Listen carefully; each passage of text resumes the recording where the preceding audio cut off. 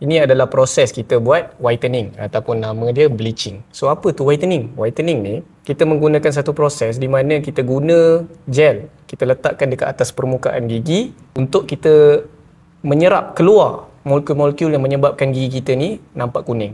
So dari mana? Dia datang daripada coloring makanan yang kita makan dan minum selama ni. Jadi kalau kita tengok dekat gambar ni ada benda warna biru ni nama dia gingival barrier. Untuk kita protect kita punya gums daripada terkena kita punya gel tu. Sebab gel tu agak agresif. Kalau dia terkena gusi, dia akan rasa sakit dan pedih tau. Kena lips pun ataupun kita punya bibir tu pun sama. Dia akan menyebabkan terbakar lah. So kita kena protect kita punya gusi dulu, baru doktor akan letakkan gel tersebut. So berapa lama treatment ni? So korang kena datang kat klinik gigi. Kita akan buat 3 cycle biasanya. Satu cycle dia akan ambil masa 15 minit. Mana kata after 15 minit kita akan sedut semua gel tu, kita akan letak balik gel yang baru sehingga 3 kali.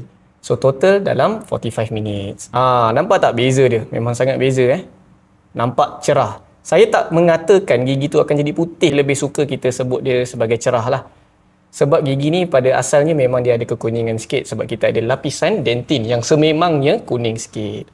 Okay, cuma saya nak ingatkan bahawa result dia berbeza. Setiap orang dia ada genetics ataupun kita panggil lifestyle yang berbeza lah.